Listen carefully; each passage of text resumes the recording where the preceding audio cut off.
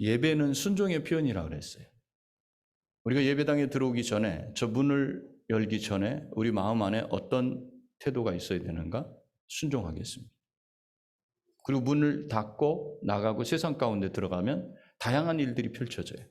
내가 예상하지 못했던 일들이 일주일간 있었을 거예요. 그 일들 앞에 나는 어떻게 반응할 것인가? 순종하겠습니다. 무슨 일이 일어날지 몰라요. 좋은 일이 있을 수도 있어요. 나를 괴롭게 하는 일이 있을 수도 있어요. 그 앞에도 나는 어떻게? 순종하겠습니다. 예배당에 들어올 때도 하나님의 말씀이 내게 들려지는 그 말씀이 나를 찌르고 나를 지적하는 것 같고 나를 쥐구멍으로 몰아가는 것 같고 그렇다 할지라도 제가 듣겠습니다. 예배당 안에서나 예배당 밖에서나 순종, 그것이 하나님이 우리에게 요구하시는 것이다. 그래서 예배드리는 것은 순종하겠다는 결단을 한 사람들의 모임이고 표현이에요. 그런데 순종하겠다는 표로 예배당에 들어왔는데 들려지는 말씀이 쉽게 순종이 되느냐 이거예요. 예배당 밖에 나가서 여러분의 삶 속에서 일어나는 그 일들 가운데 순종이 되느냐는 거예요. 그걸 쉽게 받아들일 수 있어요. 안 좋은 일이 생겼는데 그 일 앞에서 내가 흔들리지 않을 수 있는가. 한 주간 동안도 들려진 말씀대로 살 수 있었는지 우리 자신은 알고 있을 겁니다. 내가 어떻게 살았는지. 순종은 하나님의 말씀을 근거로 합니다. 안에서건 밖에서건 똑같을 수 있는 건 안에서는 특정한 그룹이 모여 있어요. 밖에 나가면 모두가 섞여요. 근데 어떻게 안에서와 밖에서가 똑같을 수 있습니까? 똑같을 수 있는 이유는 한 가지밖에 없어요. 그것은 안에서든 밖에서든 나는 그 말씀을 하나님의 말씀을 존중하고 신뢰하고 따르는 사람이라는 게 우리가 똑같을 수 있다는 거예요. 그러나 바깥에 있는 그 말씀을 존중하지 않는 사람은 다르죠. 그런데 섞여서 살아요. 세상 가운데서는. 섞여서 살면서 우리는 다른 삶을 살 수 있어요. 어떤 삶? 예배당 안에서의 삶과 바깥의 삶. 그래서 우리가 순종할 수 있으면 그 근거가 무엇인가? 그건 하나님의 말씀이에요. 하나님의 말씀을 받은 자들, 아는 자들은 순종이 되고 말씀을 모르는 자들은 순종 안 됩니다.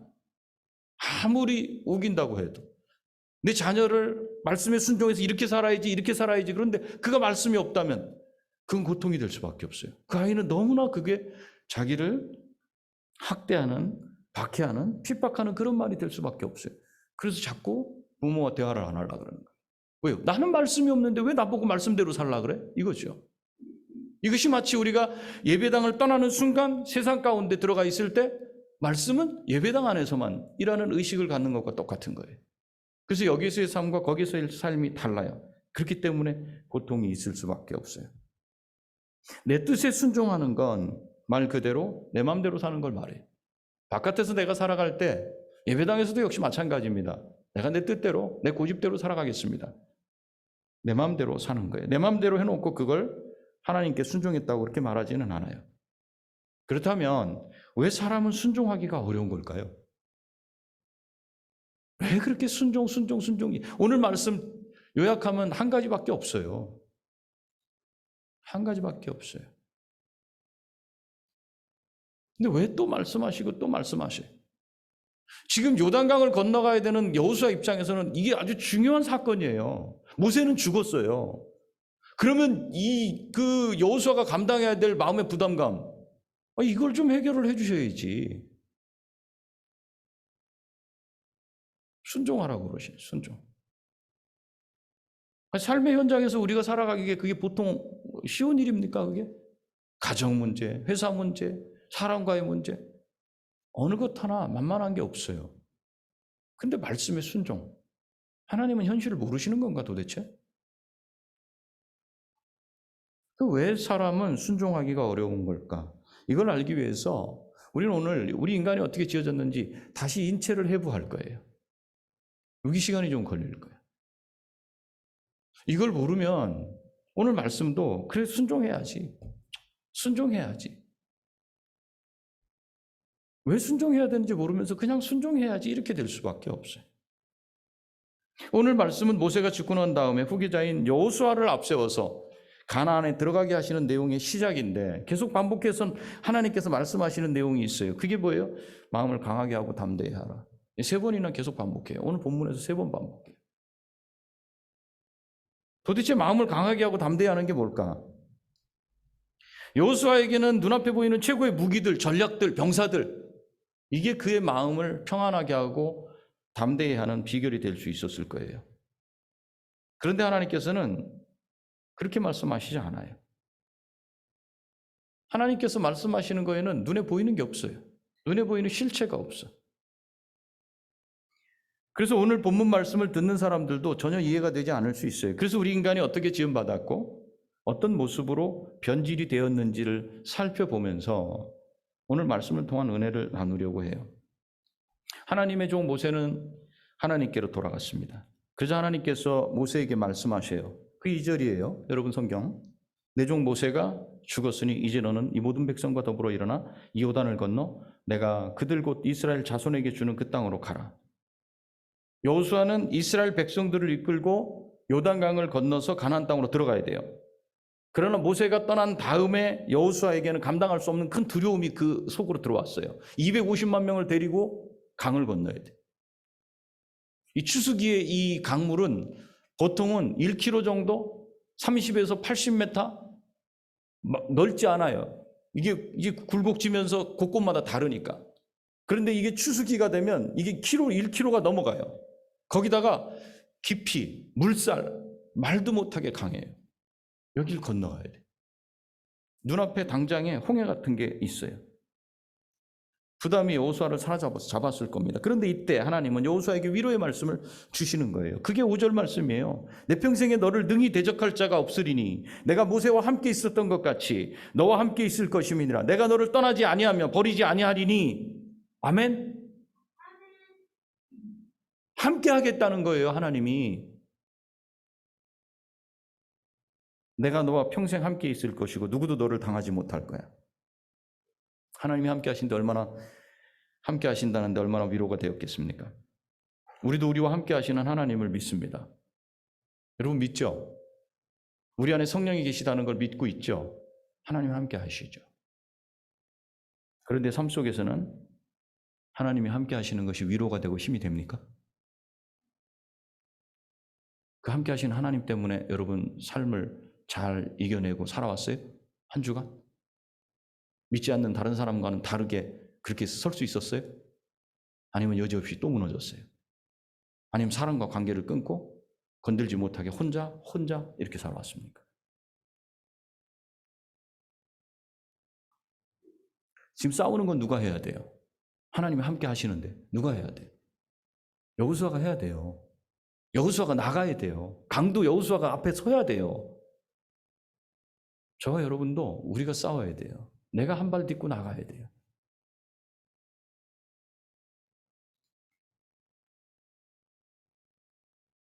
마찬가지로 내가 해야 할 일, 그건 내가 삶 속에서 내가 해야 돼. 내가. 고통스러운 그 과정 내가 해결해야 돼. 시험장에 들어가는 우리 학생들, 자기가 공부해야 돼요. 시험 누가 봐요? 자기가 봐야 돼요. 군생활하는 아이들, 하나님이 함께 하신다. 아멘. 그리고 출발했어요. 가서 훈련 누가 받아요? 걔네들이 받아요. 얼차례 누가 받아요? 걔네들이 받아요. 불침번 깨우면 누가 일어나야 돼? 하나님이 대신 일어나요? 아니요, 걔가 일어나야 돼요. 나는 아침잠 정말 힘든데 그 아이가 일어나야 돼요. 하나님이 함께 하신다는 게 뭐가 다른 거지? 어떻게 그게 위로가 될 수 있지? 하나님이 함께 하시는 것과 내가 감당해야 하고 직접 몸으로 마음으로 부딪혀서 살아내야 하는 삶 사이에 간격이 있다는 걸 우리는 알 수 있어요. 간격이 있어요. 그 간격을 어떻게 메꿀 수 있는지를 6절에서 이렇게 말씀하셔요. 마음을 강하게 하라, 담대히 하라. 마음을 강하게 하라, 담대히 하라. 강하고 담대하라. 이 담대한다라는 이 말씀이 무슨 뜻이냐면 하나님의 말씀, 약속을 굳게 붙들어라 이 말씀이에요. 약속을 굳게 붙들어라. 하나님의 말씀을 굳게 붙들어라. 여러분 붙드세요, 손으로. 붙들어져요? 하나님의 말씀이?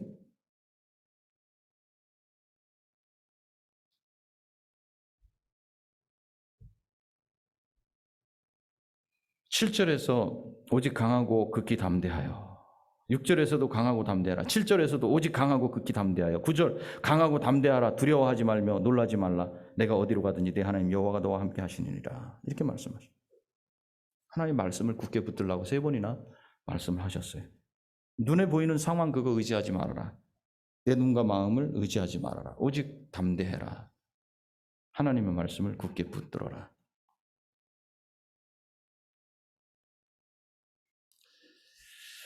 하나님의 말씀을 굳게 붙든다는 건 무슨 뜻이냐면 하나님의 말씀에 나를 붙들어 맨다 이런 뜻이에요.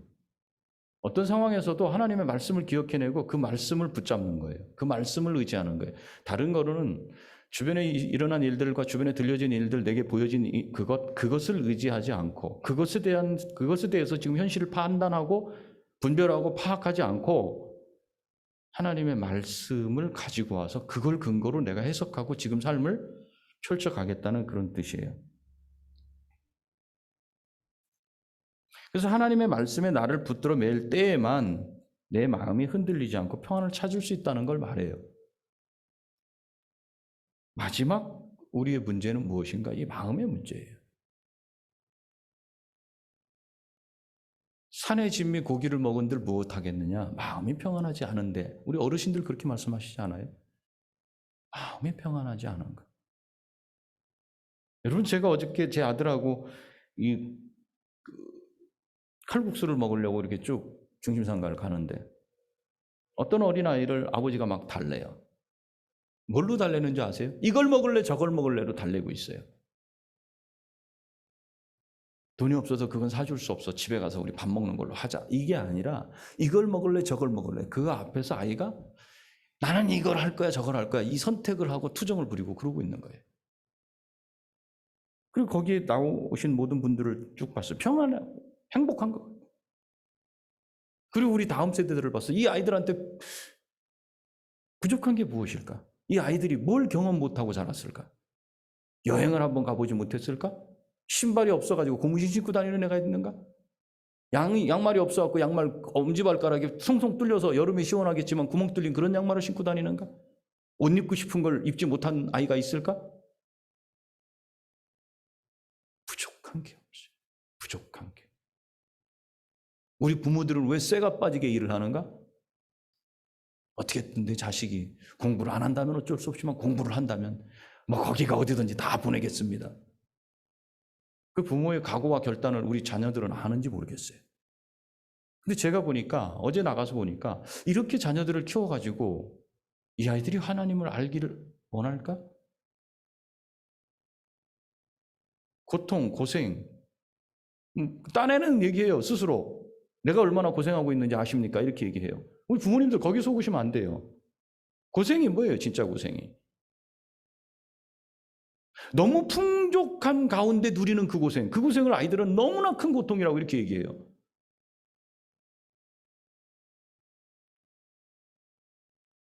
마음이 점점 아이들이 약해져 가고 있어요.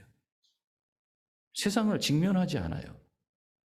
피해요. 그러다 보니까 어떻게 해요? 하나님의 도우심을 구할 필요가 없어요.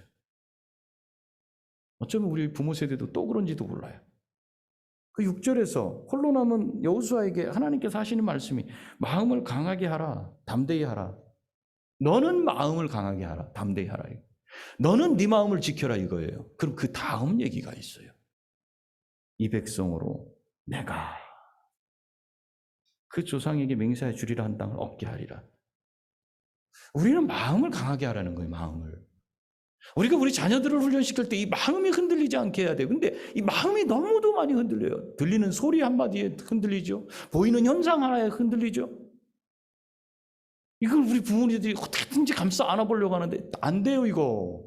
이건 각자가 감당해야 될 부분이에요. 이게 감당이 안 되니까 자꾸 무너지는 거예요. 그리고 어떻게 해요? 홀로 다락방으로 들어가요. 기도하러 들어가는 게 아니에요. 나는 내 방식대로 살겠다는 거예요. 하나님이 왜 필요해요 여기서? 근데 오늘 보니까 여호수아에게 그래요. 홀로 다락방으로 굴 속으로 들어갈 수 있는 여호수아를 끄집어내면서 너는 마음을 강하게 하고 담대히 해라. 3번을 말씀하시면서 내가 이루게 하리라. 너는 마음만 잡아라. 내가 하겠다. 주어가 내가 해요. 여호수아가 해야 할 일이 무엇인가? 마음을 강하게 하고 담대히 하라. 마음을 지킨다. 강하게 한다는 건 무언가를 아주 굳게 붙잡는다는 거예요. 다른 것이 나한테 들어오지 못하게 해라. 마음이 상해. 왜 상하는 줄 아세요? 들려진 게 기분 나빠서 상해. 그럴 때 하나님 말씀은 온데간데 없어요. 이건 강하게 붙잡힌 게 아니에요, 마음을. 내 마음을 하나님 말씀을 붙드는 데 사용하지 않았어요. 뭘 붙드는 데 사용했어요?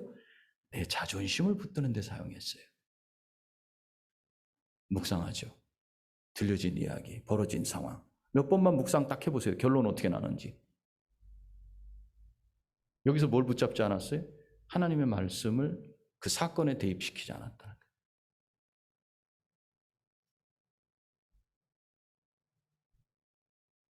그래서 오늘 우리 인체를 좀 회복한다 그랬어요. 우리 자신과 몸과 감정을 다스리는 그것이 우리가 말씀을 굳게 붙잡는 거예요. 말씀을 붙잡고 내 몸, 내 감정 그걸 다스려요. 내 몸을 의지하지도 않고 내 기분 감정을 따르지도 않는 것. 성숙한 성도, 어른은 무엇이냐면 누가 뭐라고 말한 것에 쉽게 토라지거나 삐지거나 상하지 않는 게 어른이에요. 근데 애들은 어때요? 말 한마디에 이렇게 하잖아요. 안 놀아! 나도 안 놀아! 이 돌아서잖아요. 어른은 뭐예요? 성숙하다는 건 뭐예요? 장성한 분량으로 신자가 자랐다는 건 뭐예요? 제가 기도할 때 어린 성도에서부터 어른 성도, 이거는 어린 성도라고 하는 나이 어린 걸 말하는 게 아니에요, 제가. 어른만 있어요. 할아버지, 할머니도 있잖아요. 근데 제가 이 단어를 안 쓰고 어린과 어른만 써요. 어린 성도, 어른 성도. 제가 이렇게 할 때는 영적으로 어린 성도부터 장성한 분량의 어른 성도에 이르기까지 모두 하나님의 은혜를 다 누리게 해주십시오. 이거예요. 어리다 그러니까 7살, 8살 아이 2살, 3살을 생각하시면 안 돼요. 어린아이는 자기의 감정과 기분을 따릅니다. 이 훈련하는 거죠. 계속해서. 내가 하나님 말씀 따랐다가 또 내 감정을 따랐다, 내 생각을 따랐다 왔다 갔다 하게 되죠. 왜 그런 현상이 일어나는 거냐, 우리 안에. 그거를 알아야 된다는 거예요. 한번 여기 보십시오. PPT를 여러분들 보시면 지금 제가 말씀드리는 내용은 성경적 상담의 윤태권 박사님이 정리하신 내용, 제가 공부한 부분이에요. 하나님의 통치를 받을 때 사람, 인간의 해부도예요. 영적인 해부도. 우리가 어떻게 구성되어 있는지를 아셔야죠. 하나님의 형상을 따라 지음받은 인간은 영적인 지성, 감정, 의지라는 게 있고 혼적인 지성, 감정, 의지라는 게 있어요. 두 가지를 다 갖고 살아갑니다. 이렇게만 놔두신 게 아니라 거기다가 하나님께서 원의라는 걸 넣으셨어요. 원의는 뭐냐? 무엇의 반대냐? 원죄의 반대예요. 원의라고 하는 건 뭐냐면 참된 지식이라는 것과 거룩함이라고 하는 것과 의로움이라고 하는 게 거기 들어있어요. 하나님이 이거를 선물로 거기다 넣어주셨어요. 그래서 하나님께서 사람을 영혼 몸으로 만드셨다고 하는 것은 영혼 안에 지정의의 그 진리를 깨닫고 그 다음에 정서적으로는 그렇습니다 하고 인정하고 동의하고 의지적으로는 내가 복종하겠습니다, 신뢰합니다 할 수 있는 시스템을 그 안에 넣어주셨다는 거예요. 그리고 또 알고 느끼고 결단할 수 있는 혼적인 지정의도 같이 넣어주셨어요. 그런데 이것만 가지고 사람이 작동이 되는 게 아니고 여기에 원의라고 하는 걸 넣어줬다. 참된 지식을 넣었어요. 거짓을 넣은 게 아니에요. 참된 지식을 넣었어요. 인간이 스스로 자기가 알 수 없기 때문에 하나님이 그걸 넣어주셨어요. 그리고 영 안에 참된 지식을 넣어주셔서 지성이 진리가 무엇인지를 깨닫게 돼요. 사람이 이렇게 만들어져 있다고요. 그래서 어떻게 깨닫냐? 하나님이 나의 하나님 되시고 모든 것을 지으신 창조주시다. 이걸 여기서 깨닫게 되는 거예요. 이걸 넣어주시지 않았으면 깨닫지 못해요. 세상 사람들 보세요. 그렇게 고백하는지. 고백 안 하잖아요. 이게 들어있지 않기 때문에 그래요. 그래서 하나님 안에서 참된 진리를 인식하고 그 다음에 거룩함을 넣어주셨어요. 그 다음에 의로움. 그래서 이 안에서 진리와 의로움과 거룩함을 가지고 사람들은 하나님과 관계할 수 있게 됐어요. 어떻게 교제해요? 완벽한 교제를 이때 할 수 있는 거예요. 죄가 없이 올바른 관계에서 거룩함을 가지고 하나님과 100% 완전한 교제를 할 수 있도록 하나님께서 완벽하게 만들어 주셨어요. 이렇게 하시고 하나님이 하신 말씀이 뭐였어요? 보시기에 심히 좋았더라. 이렇게 한 거예요.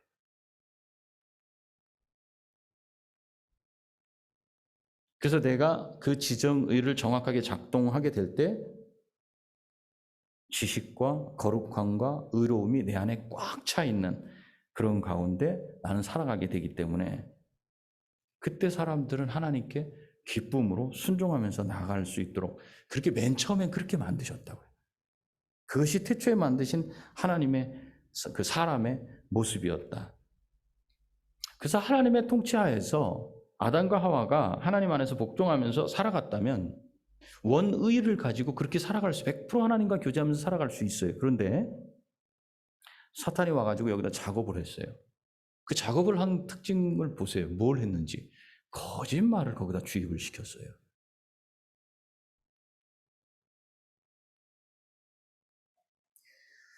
뱀이 아담과 하와를 유혹했는데 그 유혹했다고 하는 것이 왜 그렇게 심각한 문제냐면 하나님께서 넣어준 그 원의, 참된 진리, 거룩함, 의로움 이걸 완전히 훼손시키는 그 일을 했어요.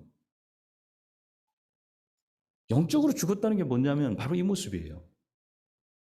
영적인 지정의가 있고 혼적인 지정의가 있다 그랬어요.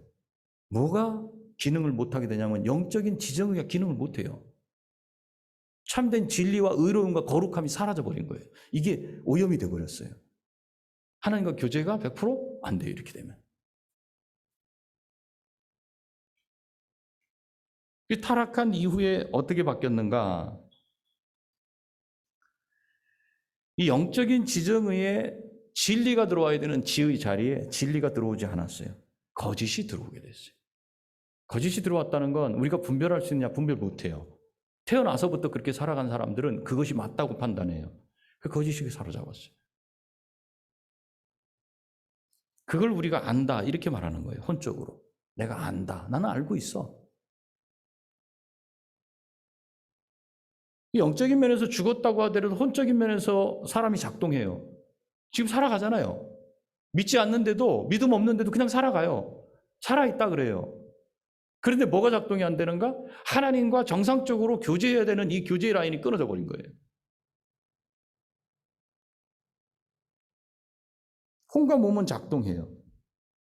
그래서 죄로 인해서 가장 큰 타격을 받은 게 뭔가? 바로 영적인 부분이라고 이렇게 말할 수 있어요. 그래서 지정의의 윗부분이 타격을 받았어요. 하나님과 교제가 되지 않아요. 그럼 사람은 어떻게 살아가요? 잘 살고 있다고 하잖아요. 혼적인 삶을 산다 그랬어요. 혼적인 삶. 무슨 삶인가? 동물적인 삶을 살아가요. 무엇에 의해 움직이는가? 본능에 의해서 움직일 수밖에 없어요. 그저 내가 잘 먹으면 되는 거고 잘 살면 되고 사람과 좋은 관계를 유지하면 되는 거예요. 그게 인생의 목적이 되어버렸어요. 진리의 자리에 무식, 거짓, 맹목 이런 게 들어와 버렸고 그 다음에 정서적으로 하나님을 인정하고 동의하는 대신에 하나님에 대해서 반감을 가져요. 지금 바깥에 나가서 전도하면은 예수 그리스도를 믿으세요. 그래야 구원받습니다. 그럼 뭐라 그래요? 알겠습니다. 이러고 돌아옵니까? 노 거절하잖아요. 그 정서의 자리에 내가 알긴 아는데 나는 하나님 받아들이지 않겠다고 하는 반감이 들어왔어요. 그리고 하나님에 대해서 복종하고 신뢰하는 대신에 뭐가 들어왔어요? 불신하게 됐어요. 그래서 영적으로 죽었다고 하는 건 하나님과의 관계가 깨졌다는 거예요. 하나님에 대해서 반감을 갖고 하나님을 불신해요. 그런데 저와 여러분 안에서도 예배드리면서 하나님의 말씀을 보면서도 할 수 있으면 하나님의 말씀을 공부하자 그러면 공부 싫어해. 기도하자 기도 싫어해. 이게 왜 그런가? 우리 안에 이 기능이 있다고요, 지금. 이게 옛 본성이에요. 혼적인 삶에 너무나도 익숙하게 살아온 그것이 남아있어요. 근데 본인의 삶을 한번 보세요. 회복되었지만, 영적으로 회복돼서 하나님과 교제가 형성됐지만, 나는 여전히 내 옛날에 그 방식을 가지고 하나님을 예배하고 그 방식을 가지고 판단하고 그 방식을 가지고 삶의 방향을 결정하고 있다. 힘들죠. 힘들어요. 배에 탔으면 앞으로 노를 져야 되는데 나는 계속 노를 뒤로 져요. 그러니까 배가 가는 것 같지도 않고 안 나가는 것 같지도 않고 너무나 고통스러운 삶을 사는 거예요.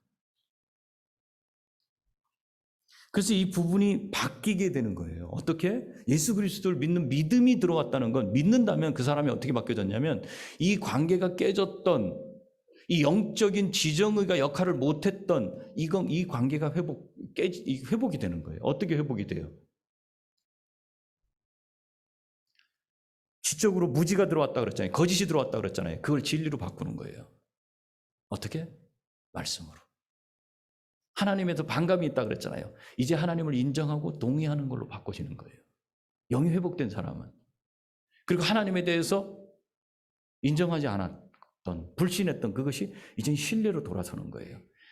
신자들은 대부분 이 중간에 서 있어요. 왜 힘든가 신앙생활이? 이 과정이기 때문에 그래요.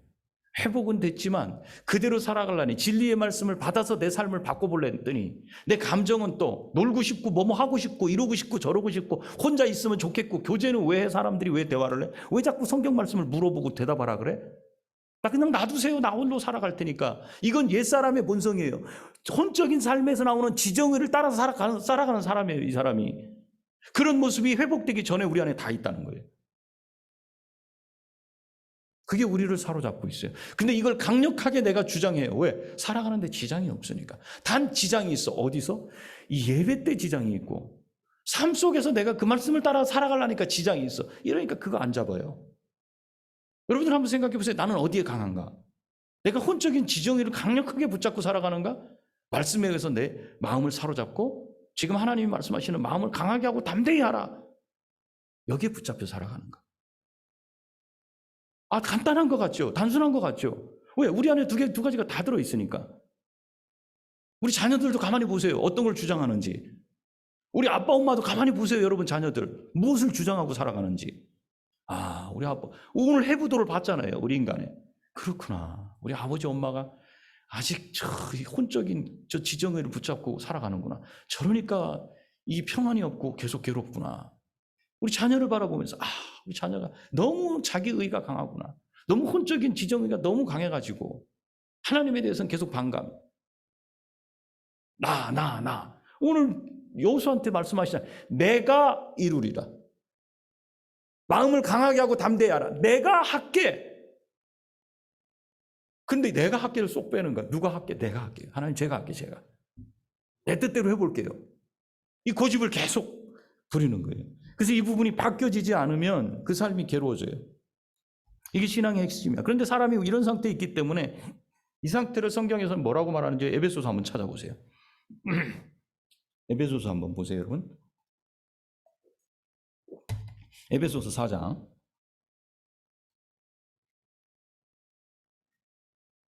사람의 상태예요. 이런 상태에 있는 사람을 어떻게 표현하는가? 에베소서 4장의 17절, 18절. 찾으셨으면 한번 같이 읽습니다. 에베소서 신약 성경입니다.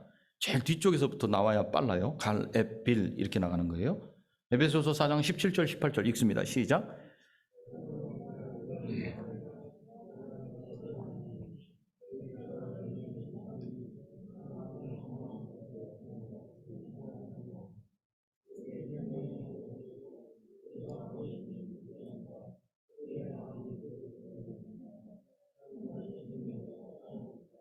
죄의 지배 아래 있는 이방인의 마음 상태를 말해요. 이방인 그러면 우리가 좀 어색할 수 있으니까 자, 믿지 않는 자들의 마음 상태가 이거라는 거예요.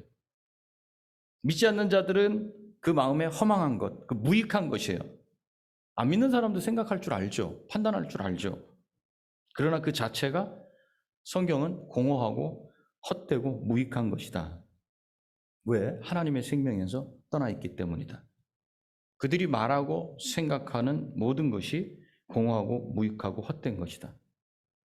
반발할 수 있어요, 여러분. 아직 반발하지 말고 잘 들어보세요. 뭔가 열심히 하긴 해요.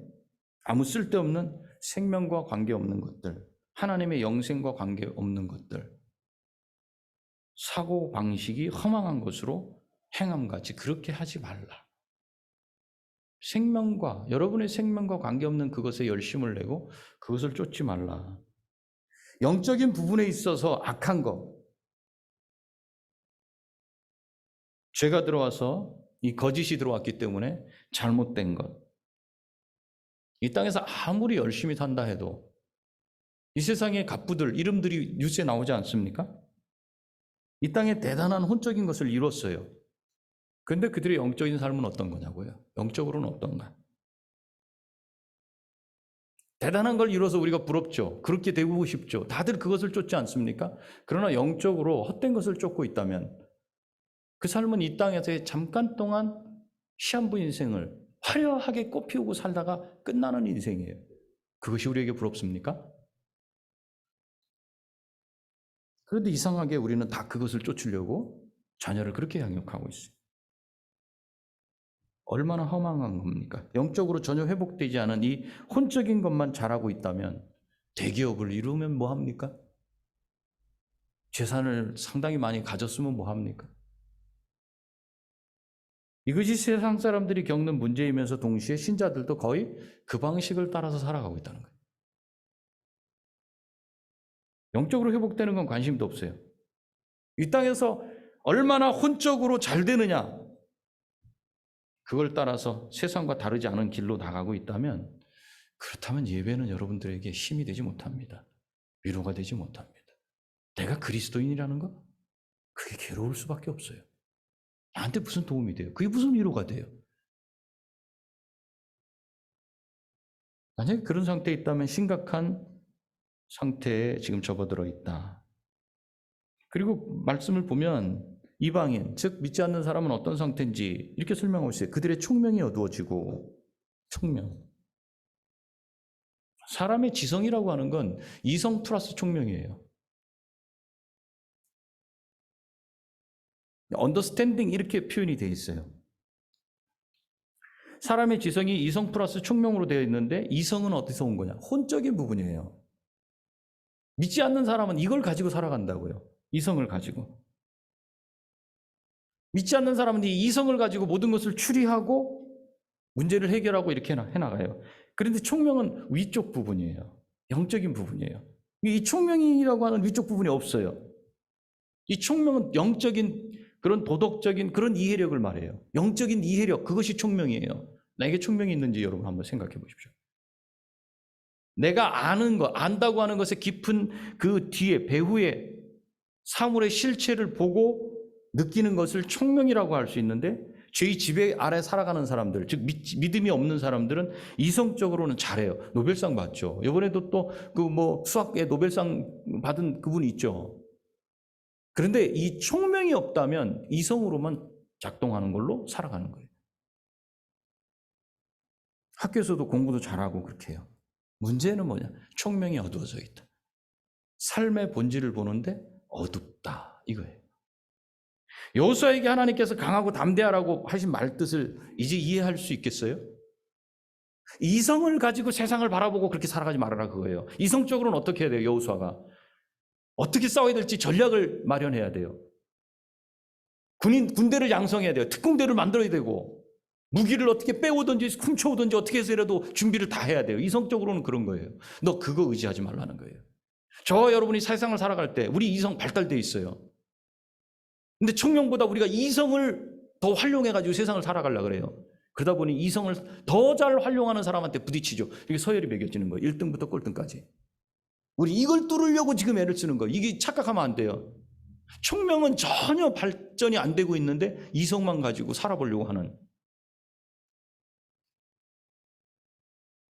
여호수아는 지금 마음을 지키는 일이 가장 중요한 일이었어요. 수없이 많은 눈에 보이고 귀에 들려지는 일들을 따라 판단하고 생각하고 분별하게 될 것이기 때문이었습니다. 하나님은 그걸 아시고 계셨어요. 이제 여호수아가 눈으로 정보를 습득하잖아요. 우리 다 보잖아요. 그죠? 귀로 듣잖아요. 머리로 판단하잖아요. 근데 이 이성을 가지고 판단할 거란 말이에요. 근데 이걸 따라가면 분명히 놓을 게 있어요. 하나님 말씀 놓을 거라는 거예요. 총명을 따라서 세상을 보고 분별하고 그거 안 할 거라는 거예요. 그러면 말씀이 안 들어와. 내가 이루리라. 하나님 무슨 말씀하세요? 내가 지금 시험 봐야 돼요. 내가 지금 고통당해야 되고, 내가 발을 저어야 물속에서 가고, 내가 뛰어야지 가는데 뭐가 하나님이 하신다고 말씀하시는 겁니까? 이렇게 돌아가요. 그러면서 누구를 들여다봐요?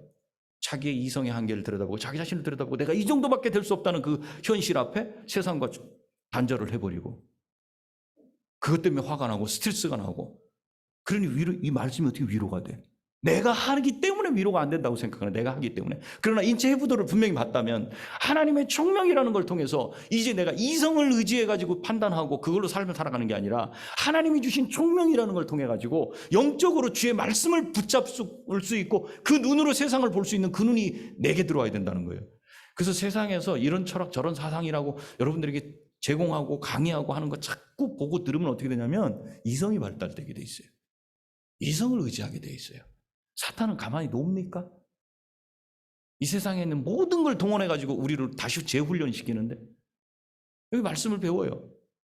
아 그렇구나. 그리고 나가요. 그 세상 가운데서는 온갖 들어오는 사고방식이 내 이성을 자극해갖고 그게 혹하거든요. 왜? 내가 거기에 익숙하니까.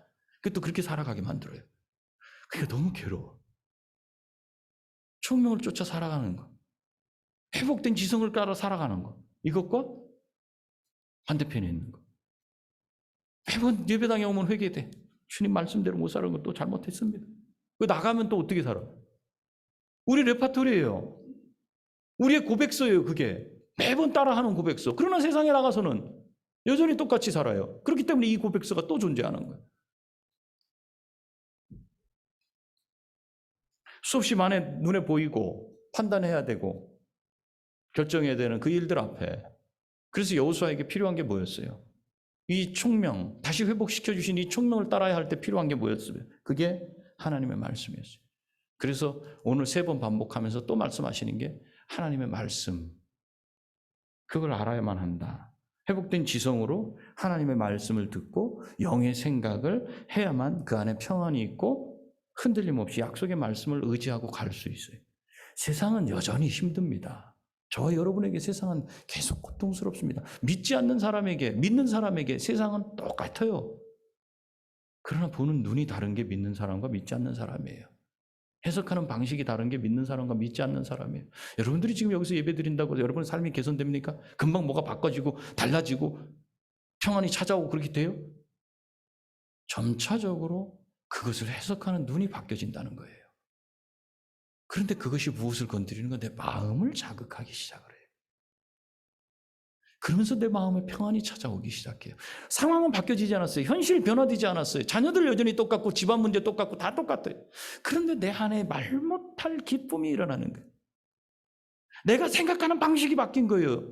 혼적인 삶으로 생각하던 것이 이젠 영적으로 하나님이 회복해 주신 그 지성을 통해서, 지성은 반드시 말씀을 받아야 돼요. 지성은 반드시 말씀이라는 양분을 받아야만이 판단하고 분별하고 능력이 점점 강해질 수 있어요. 그래서 말씀하시는 거잖아요. 강하고 담대하라. 너는 말씀을 알아야 된다. 그 말씀을 기억해야 된다. 그 말씀을 배워야 된다. 네 입에서 줄줄줄 나와야 된다. 그리고 묵상해야 된다.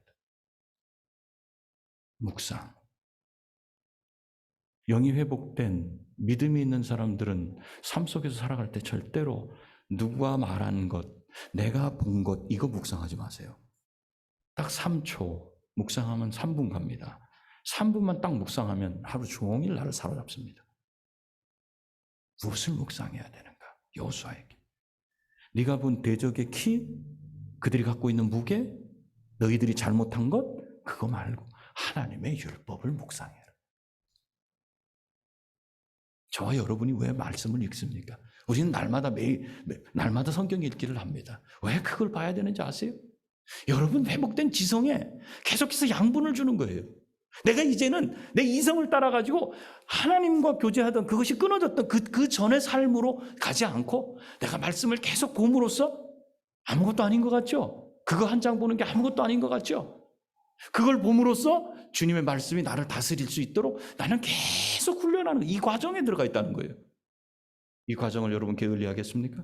포기하겠습니까? 다시 허망한 아무것도 아닌 것, 하나님이 보시기에 아무것도 아닌 생명과 관계없는 그것을 쫓아가겠습니까? 여호수아에게 그 말씀하시는 거예요. 그거 쫓으면 넌 무너진다. 저와 여러분에게 분명히 말씀하셔요. 하나님이 하시겠다는 거예요. 여러분 앞에 문제가 있습니까? 고난이 있습니까? 어떤 문제가 있어요? 하나님이 하시겠다고요. 그런데 너는 강하고 담대하라. 아니 하나님 문제를 해결해 주셔야지 강하고 담대하니까 너는 네 마음을 지켜라. 뭘 아시기 때문에? 내가 내 마음을 안 지키고 이성적인 판단, 모든 세상의 사람들이 다 한다는 그 판단. 우린 그 판단에 대한 강의를 듣고 좋아해요. 사실은. 그게 쏙쏙 와 닿거든. 왜? 영적으로 하나님과의 교제 가운데 이 부분은 내가 회복돼야 될 부분인데 내가 그것을 얼마만큼 훈련했냐에 따라서 달라져요. 그 굵기가 달라지고 깊이가 달라지고 넓이가 달라져요. 이게 훈련이 안 됐어. 그럼 뭐가 들어와요? 세상의 강의가 잘 들어오는 거예요. 옆에 사람이 얘기하는 게 잘 들어오는 거예요. 그러나 이 훈련을 차근차근 해나가면 그럼 옆 사람 얘기가 분별이 되기 시작해요. 그것이 나한테 유익이 없다는 인스턴트 식품이라는 사실을 알게 돼요. 그때부터 내가 라면을 안 먹어요. 그때부터 내가 중금속이 섞인 걸 안 먹어요. 진리 100% 하나님이 주시는 그 말씀을 내가 갖고 살게 돼요. 이때 힘을 얻게 되는 거예요. 이때 세상을 보는 눈이 생기는 거예요. 이 사람 옆에 있는 사람들이 다시 살아나게 되는 역사가 일어나는 거예요. 저와 여러분이 그런 축복을 받은 사람인 줄 인정하시기 바랍니다. 오늘 여호수아한테 하나님 이 말씀 말고도 더 중요한 말씀도 있었을 텐데 가장 중요하게 꼽은 게 강하고 담대하라. 네 마음을 지켜라. 어디로 가든지 이 말씀이 너를 사로잡게 하고 그걸 묵상해라. 지는데도요? 백성들이 말을 안 듣는데도요? 그런데도 그걸 묵상해라. 네가 나와의 교제가 끊어지면 이성적인 판단을 할 것이고 넌 그때부터 흔들릴 수밖에 없고 맨날 두려워 떨 수밖에 없고 너는 상대를 눈으로 보고서 너보다 작으면 이길 수 있고 그러면 어떡하지? 걱정할 수밖에 없을 것이다. 우리 부모님들이 여기서 흔들리면 자녀들의 지금 현재 상태를 보고 두려워 떨 수밖에 없어요. 이 모양으로 세상 살아나 밥이나 먹고 살겠어? 걱정하지 마세요. 밥 다 하나님 먹이시니까. 세상에서 역할을 감당하기 위해서 무슨 역할을 해요? 하나님이 보시기에 적합한 인물이면 다윗과 같은 사람으로 하나님이 사용하실 텐데 뭐가 걱정이 됩니까? 중요한 건 우리 부모님들 오늘 여호수아에게 주신 말씀처럼 강하고 담대하라. 마음 지키세요. 그 짧지만 아무것도 아닌 것 같지만 그 말씀을 보세요. 그렇게 하면 치우치지 않을 수 있고 눈에 들어온 거 마음에 들어온 거 귀에 들린 거 이것 때문에 여러분 흔들리지 않을 수 있어요. 여러분 것 제가 흔들리지 않아야 다음 세대 세울 수 있어요. 아무것도 부족함이 없이 자란 자녀들 조금만 상처가 와도 그냥 금방 나다빠지고 그거 우리는 옛날에 여기에 가시 같은 거 찔려도 그냥 라떼라 그러겠구만 또 그거 찔려도 그거 그냥 입으로 뽑아내고 또 일하면서 쿡쿡 박히는 아픈 것도 살아가는데 요즘엔 그거 하나 박히면 난리가 나요. 이렇게 연약하게 됐어요. 누가 그렇게 했어요? 저와 여러분들이 했어요. 다시 본질로 돌아옵시다. 오늘 여호수아에게 하셨던 말씀처럼 전쟁 앞에서 앞으로의 싸움 다 전쟁이에요. 이거 어떻게 이 싸움을 헤쳐나갈 거예요? 강하고 담대하라. 내 마음을 강하고 담대하라. 붙들어 매라. 어디다 말씀해라. 금방 뭔가 안 나타날 수 있지만 말씀을 자꾸 기억하고 찬송하고 암송하고 말하기 시작해봐라. 그리고 그걸 묵상해. 나쁜 얘기가 들려와서 묵상하게 될 때 그거 집어쳐버리고 다시 말씀을 묵상하게 돼봐라. 이번 한 주 동안 마음을 강하게 하고 담대해라. 강하게 하고 담대해라. 말씀에 붙들어 매라. 이걸 계속 묵상해 보세요. 무슨 일이 일어나는지. 그러면 우리에게 회복하신 영적인 지정으로 총명을 통해서 세상을 보는 눈이 생길 거예요. 이성이 아니라. 저 여러분들에게 이 축복이 이번 한 주간 있기를 축원합니다. 기도하시겠습니다. 기도할 때 말씀을 따라 행동하고 판단할 수 있도록 도와주십시오. 주님, 제가 믿음으로 한번 이 길 갈 수 있도록 도와주십시오. 이렇게 한번 하나님 앞에 간구하시면서 주님, 하나님 보시기에 헛된 것, 허망한 것, 아무것도 아닌 그거 붙잡고 내 삶을 살지 않도록 좀 도와주십시오. 오늘이라도 부르실 때 너는 참 복된 삶을 살았다 칭찬하실 수 있는 그 삶 될 수 있도록 해달라고 이 시간 우리 간절히 기도하겠습니다. 기도하시겠습니다. 아버지 하나님, 존귀하신 하나님 아버지, 이 시간 주님으로 자유입니다. 우리의 삶이 주님 안에 있습니다. 주님 손 안에 있습니다. 내가 하나님의 말씀을 따르지 않으면 회복된 지성을 아버지 더 강하게 하는 데 일을 쓰지 않고 내 이성을 따라서 살아왔다고 이제 다시 붙잡아 주시옵소서. 하나님 간벌적으로 역사하시고 주의 은혜를 주어 주시옵기를 원합니다. 강하고 담대하라 말씀하신 여호수아에게 말씀하신 그 말씀 따라서 살아갈 수 있도록 하나님 역사해 주시옵소서. 아버지 우리의 주시는 주님의 은혜가 나를 붙잡기를 원합니다. 아버지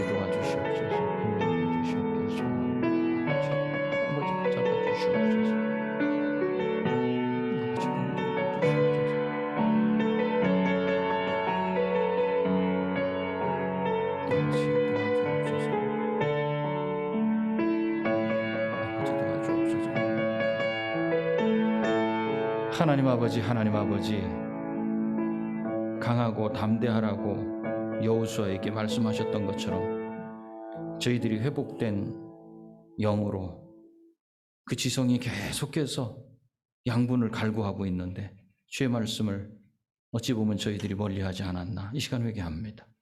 주의 말씀을 묵상하며 그 주의 말씀을 지켜 행할 수 있도록 우리에게 순종하는 그 믿음을 허락하여 주시옵소서. 그래서 우리가 이 신앙의 여정을 걸어갈 때 우로나 좌로나 치우치지 않게 하여 주시옵소서. 그것이 하나님과 함께 사는 형통한 삶임을 다시 한번 생각하게 하시며, 우리가 세상 가운데 살아갈 때 이번 한 주간도 들려진 말이나 보여진 것을 묵상하면서 죄의 유혹 가운데 들어가지 않게 하시며, 주의 말씀을, 강하고 담대하라는 주의 말씀을 묵상하며 한 주간 또 살아낼 수 있도록 주님 인도하여 주시옵소서. 감사드립니다. 예수님의 귀하신 이름으로 기도합니다. 아멘.